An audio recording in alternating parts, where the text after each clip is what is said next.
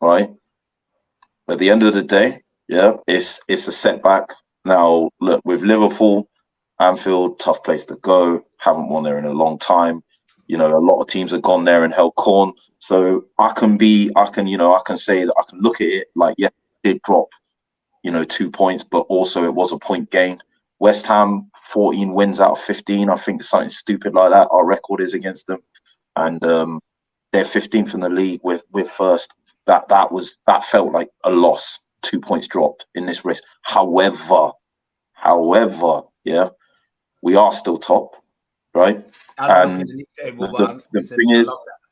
City have still got a lot of games. We all know their priority is the Champions League. They'll say what they want. You know what I mean? If you offered them the Champions League or the Prem right now, we Yeah, know of what one course. to take. Do you know what I mean? They're exiting that basket firmly. After this bust up in Fulham, whole corn tonight from Real Madrid, yeah, we know they're going to have to play Real Madrid home and away. They're not going to be able to rotate their players. Do you know what I mean? Last time they started Mahrez against Southampton, then they started Bernardo Silva against Bayern Munich. Whoever they perceive to be the best out of those two players, they're going with their best 11 in both of those ties. You know what I mean? They've still got the FA Cup. They've got a lot more games to play. So obviously the issue of rest is there. Now, we can go to the Etihad and we can win. I know the record don't look good. What makes you believe we can? I'm not saying you're wrong, but just in light of conversation, humor, what makes you think we can win? Because for me, I believe there's not a team on our day we can't give a game. We've shown that we're more competitive. But when it comes down to fine margins, which, if I'm honest, the last two times we played them in the league and the FA Cup has happened, kind of let ourselves short there, man. So go on, man. Under Arteta, we had never won at Old Trafford, I think, since 2006. He done that. We had never won at Stamford Bridge since, I think, 2011. Still waiting on the league and now we've made it our training ground again. He's habitually cooked them, at that ground. We had never we hadn't beaten Liverpool in 6 games. We hadn't even scored a goal against them in 6 games. We beat them at the Emirates. We don't lose to them at Anfield, and we hadn't beaten Tottenham away in their new stadium. Yeah, Arteta and the boys said, "Hold my beer." Yeah, so listen, like this season, we've had certain setbacks. We lost 3-1 to United. Everyone was like, "That's your first big test." Yeah, and we went on and we won 8 games in a row. Yeah, we lost to Man City. Everyone said the title race was over. They dropped the ball against Nottingham Forest of all teams. We still haven't lost the game. Now, like the loss, I think that's the point that we need to remember as well. Just generally, regardless that we actually haven't lost for a minute. the game against West Ham will feel like a defeat, but it wasn't. Do you know what I mean? What is it? 7? I think 7 wins and 2 draws, if I'm not mistaken, since we played City. So look, I think the thing is, maybe it could be the best thing that happened, because these guys, Saka missing his penalty at the Euros, he's come back and gone on to have like the career of his life, like last season and this season. Martinelli, when he missed against Sporting Lisbon, look at his form since. Like, these guys have this bounce back ability. Do you know what I mean? Like they've shown that. We need to do it now, bro. There's been 2 games. This bounce back needs to bounce back now, because on an individual level and as a collective, this team have shown, that they can put setbacks behind them and then use that to actually fuel them in their next task. So for me, it's great that we got Southampton at home. I'm not here to disrespect them, but look, at home, I'm expecting us to not even just beat them. We need to make a statement. Do you know what I mean? In that game, I need to see a clean sheet. I need to see 3-4 goals. I need to see players on top of their game. Do you know what I mean? Going into that City game with confidence. And look, we can even draw there and win the rest of our games. We'll still win the title. Do you feel and that kind of sets out perfectly, mathematically I've not, but do you feel a sense of, not that there's too much of a margin to climb, but it's like having a video game and we keep catching life. Surely at some point we've got to re-kick into gear now, because me personally, I was disappointed against West Ham, just like Liverpool. I think if you go away from home, considering our away form, you've got to bring it home. I do think I'm not surprised, because some of these things that we're seeing in our game that obviously has led to us dropping points. We've seen that at Brighton away. We've seen that at Villa away. We saw it in the Man United win and several points this season. We're a massively improved side, and I can't praise Arteta enough. But when I start removing it from a team that was aspiring to get top 4 and a team fighting for the league, against City, you've near enough got to be perfect. And I just find myself, as much as City are good and we've got a young team, we've kind of had it in our own hands allegedly, and kind of just making it hard work. Like, we should be disappointed at the end of the season, really. Lee, what did you make of the West Ham game as well? Because we ain't got your thoughts. I got the other two lads. Firstly, shout out to everybody in the panel. You know, it's always love and respect, but I'm sure I'm going to disagree with everybody on this panel today. I think the title's gone. I think the title is more than gone. I think it's improbable, but it's not impossible. I think it's pretty much gone. Listen, I always think about, and listen, on Sunday, I thought about to myself, nerves. You see big men about to propose, about to get married. What happened to them? They start crying. Why? Because they see their wife coming down the aisle. They're nervous because, you know, even though they know their wife's fiance is gonna say yes, they're still nervous. And as I've said, our arses fell out. And I spoke about Harry Kane and how, you know, he bottled that moment in the World Cup because he missed the target. Saka, he did the same thing. I'm sorry, but Arteta, you are the man, but you have thrown that game. I don't understand what you were doing. Why for us to understand? You said Arteta threw it. Why did he throw it? Because the substitutes he made were clearly. I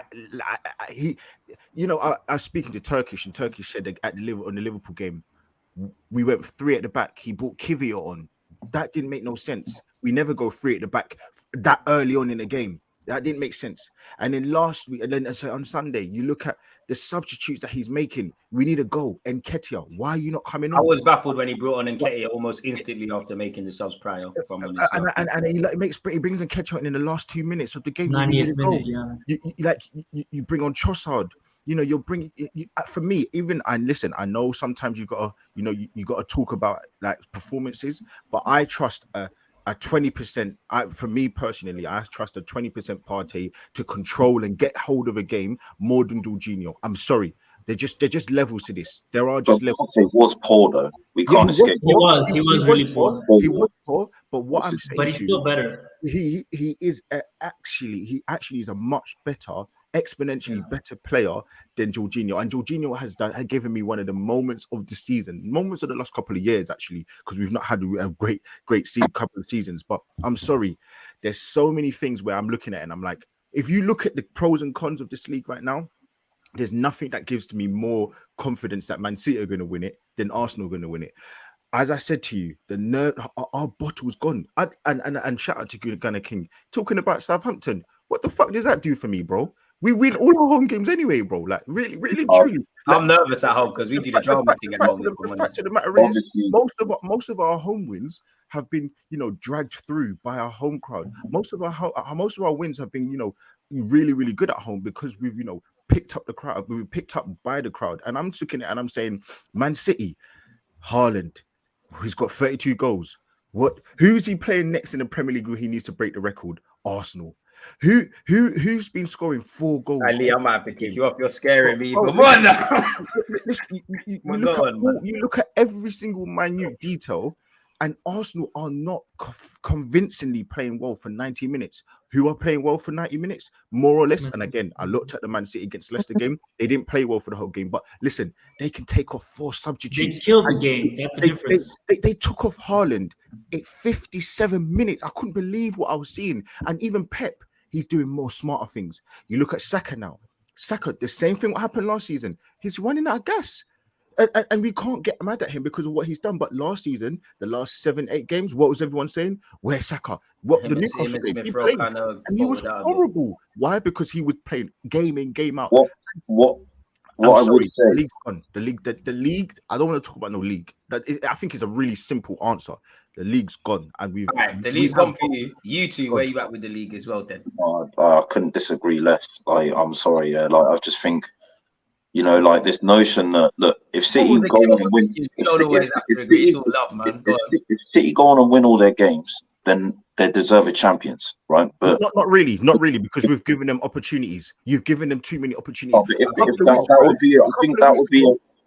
I think we were talking about 11-point gap, 13-point gap. Now we're expecting to be faultless. Now we're expected to be faultless at this point when there's more nerves and there's more pressure games, and we've shown that we were struggling to have the pressure moments in the last 2 games. Yeah, and remember, this is all happening now. We're not talking about I think the thing is, like, look, if they win all their games now, it will be 14 league games won. Yeah, do you know what I mean? Yeah, like consecutively, back to back. That's insane. Like, if they do that, then they're deserving champions. But listen, I'm gonna keep it real. I'm gonna keep it stepping. I've been saying this for a long time. They're not gonna do that. I don't think they're gonna do that. I'm not saying that to disrespect them. I'm just saying, yeah, like, I think personally, with what they're juggling, like in terms of the Champions League, in terms of like they've got games now every 3 or 4 days for like the next couple of weeks. Do you know what I'm saying? Yeah, like they're gonna have to keep rotating their pack and shuffling, yeah, or keeping their best 11 players in. And for games where they have less rest between one game and the next, I've said it from day, yeah. Everton away, Brighton away, Fulham away, yeah, and what was it? Fulham away, Brentford away, Brighton. Who was the last one? Yeah, because obviously they Brighton, yeah. So they've drawn to Everton at home. Already. When did that happen, though? When did that happen? Yeah, no, of course. But the thing is, it works both ways, Gooner. Yeah. Now Everton it's do or die for them to stay in the Premier League, and we learned that from West Ham because it was the same for them. Do you know what I mean? Do or die for West Ham to stay in the Premier League. Yeah. These men turn up. Yeah. They raise it an extra notch. Yeah. And Everton have obviously, you know, like beat us. Keep those fixtures there as well. Keep those. Like, so, also, yeah, in terms of Brighton, you look at how they're playing at the moment. They cook Chelsea. And I know Chelsea aren't good at the moment. Yeah, do you know what I mean? But they cooked them. They cooked them badly. Like, do you know what I mean? Let me just ask you one question though. I'm asking you about this. Who do you trust more to go away to Brighton right now, Arsenal or Man City, and get a result? But we're not going away to them. We're playing them at home. We lost there last year, though, man. They scare me. I'm asking you. I mean, obviously, they got more quality and they got a better manager. But that's besides the point. They've still got to beat them. Do you know what I mean? Yeah, like we've played them away. We got to play them at home. Do you know what I'm saying? Yeah. But obviously, Brentford have already beaten them in the Etihad. Yeah, that's one of their last games. Yeah, like, so for me, Fulham as well. You know what I mean? They're pushing for Europe. It's the business end of the season. We can't be looking at our games and thinking every game's easy. And we learned that against West Ham. And it's the same for Man City. I don't get why. Listen, they are better than us. Quality man for man, squad, 22 players. They are better than us. Pep, man for man, is a better manager at the moment than Arteta. But it's not any different for them, bro. You know what I mean? They're playing these teams, yeah, when that 1 point, when these 3 points, they mean more, bruv, at the business end of the season. So it works both ways, you know what I mean? In terms of saying, yeah, they dropped points against Everton earlier on in the season when there was more margin of error. Now they're playing Everton when their backs are against the wall. That's where I'm scared, bro, because I agree with both of you. I think, you know, for me, I describe it as not impossible but improbable. I just think City will have too much. So I agree with both of you. But that's my concern. It's the margin of errors, I think, you know, are going against us now. Like, we're an improved defensive side. I don't think we're a good defensive side. But some of the errors we've now seen that have cost us in the last 2 games, they've been there all season, sort of thing. And now this is probably the worst time for it to happen. And on that as well, people, with all due respect, no Fox given, yeah? What a name. Please stop talking nonsense about Lee, because football is a subjective game. Football's a subjective game. I think in life, people want confirmation bias. If you want to be negative about Arsenal's situation, you can find 100 Arsenal fans that behave like that. If you just want to bury your head in positive sand, you can find people like that. And the thing is, I hear what Lee's saying. I understand why Lee. I completely resonate with why he's fearful. Do you know what I mean? Like, I'm not writing off what he's saying. Like, everything he's saying is based on sound reasoning. Do you know what I mean? But it's just a balance, isn't it? And for me, I just think it's not over until it's over. I've always been like that. Yeah, that's also true. It's not over until it's over. Like, you know, until the whistle's blown, The fat keep lady's fighting getting her. ready to sing them two Not tunes. them, No, like- no, I can't lie. Basically, yeah. Do you know what? Okay, fine. Do you know what? I listen. 100%. I agree with what you just said, Deluded. So I'm not looking at it and I'm saying, look, the fat lady's ready to get. She's ready to start singing now. It is literally there. Okay, it's not over. Like everyone keeps saying, we've got a 4-point gap. And I said this last week, and like African Gooner, both of you were here. Can we stop saying we've got a 4-point gap? Can you give context? We've got a 4-point gap with a game in hand. It will probably then go down to a 1-point gap. The probability of us beating Man City, no matter what, you know why? Because we haven't beaten them in 11 attempts. We've lost every God's single grace, one. we can. If I was betting money, I probably wouldn't bet on We've, it. As much as I so love that's my team. what I've said. But so the likelihood and the probability of where we are at right now, Goal difference we and can't goals and hold against up. them. There you go. We can't hide our head in the sand and say, well, nothing's going to To be happen. fair to King, though, we've got less losses than them. But go on. No. Yeah, we do have less losses, but we also have to think about this is happening at the wrong time of Which I also agree with. And you also have to then put into the matter of fact to say, okay, fine, we've got to go to Newcastle. You know, I can do the same opposite. What are they fighting for? They're fighting for top 4. We've got to play Brighton. Brighton are a very good team. We're playing a lot of teams in the relegation zone as well. Brighton. We're playing the same amount as Man City are. No matter if we have to go a home or away against Brighton, that's a very difficult game. We have to also play Chelsea. Okay, fine, they're crap, but it's a London derby. My point is that we are showing that we are losing games by. And again, I'm sure we're going to get into it. There's one player who I'm putting a lot of it down to. I'm not saying he was poor, but I save it. We go. Listen, we will. But there's things. So look, I'm not saying that I'm not. I don't feel like I'm being defeatist. I'm more being realistic. I'm looking at it the same way how. And again, I think Gunnar King is correct to do this. I think he's correct to look at the opposition to say where they can lose points. And it's great that these fixtures are up there. But if you look at our fixtures, do you trust this team currently? Not to say over the course of a season. Currently, do you trust this team to say, "Yo, we can go to Newcastle and actually win"? Because we're gonna probably need to win that game. Can we go against the Brightons and actually win? Because we're gonna probably need that. And that's all. All I'm saying to you is being realistic about it. You have to give a little bit more optimism. And the thing is, I agree with you, yeah. But also, like in terms of like this season, more times than not, we've put certain things right. Like so, last season, we obviously first time lucky against City. Then what evaded us in our last 2 games. Like Tierney and Partey come back from that international break injured. We lost Brighton, Crystal Palace, and Southampton. Very first game of the season, we go to Selhurst Park, we win. Do you know what I'm saying? Yeah, like, do you know what I mean? We haven't beaten Liverpool in ages. We win. We haven't been. Is that the same Tierney and Partey that played against West Ham there? That both had quite poor games. Sorry, what's this? You just mentioned Tierney and Partey, so I'm asking: is that the same 2 players that you just said that had relatively poor games against West Ham the other day? Listen, obviously, like last season, it was very different. Do you know what I mean? Like last season, this season, I'm talking about this season now. Look, Partey had 1 poor game. Like how many we can count on one hand? How many poor games he's had this season? Do you know what I mean? Like it don't matter how good you are, bro. Do you know what I mean?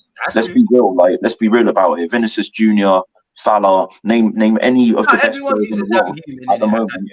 They're gonna have a bad game. Now everyone's blowing smoke up his ass. But the point I was saying is, last season, obviously, what that happened is that injury led on to a 3-game streak of losing, and we lost to certain teams that we've kind of like, you know, Brentford away last season. We went and beat them away this season. I just feel like I feel like it could either be the worst thing that happened, or it could be the best thing, because these a great way of looking at life. They have shown, yeah, that they get angry when they mess things up. We narrowly missed out on top 4 last season, yeah, and all I was hearing from my rivals, yeah, was you messed up the best opportunity to finish in the top 4 for a very long time, yeah. And these man again said, "Hold my beer." And that point secured Champions League football, by the way. Yeah. So that's the point I'm saying, yeah. That this team does have a lot of fight, and it's easy in this moment to forget that, yeah. But they have shown this, bro. That's my point, King, in that I agree with everything you're saying based on what we're doing in Champions League football. But then when I take what you say and I look at it for a team fighting for the league, I'm not ruling it out, but the gears go up levels and levels. And for a variety of reasons, like you said, we're not City in it. We ain't got the players they've got. We ain't got the gaffer they've got. you know, and so for me, you kind of have to be perfect, and you're not going to win every game, but there are some defeats or some points dropped where I am going to look back at fine margins. You know, the one game I would say is Everton away, because that was the one game where we just weren't in it. That's the worst performance. I would say West Ham was the most frustrating performance. I don't know if it's nerves. I don't know if it's complacency. I know that these players are not going out there to make mistakes, but I was once told a mistake made more than once is a choice. You've had a week to prepare. It's another team that's played twice this week, and you've kind of done the same thing, really. Like we were great for 25 minutes, half an hour. You know, you lot know yourselves. You know, we're not the most street smart of teams. We concede goals at vital periods. It's another game we've come out after half time, let it not riding the wave of the opposition being optimistic. We're still not probably street smart in seeing out games. So I agree with the point you made. This could be the best or the worst thing, really, and I hope it fuels us. I think that's a fantastic point from you, really.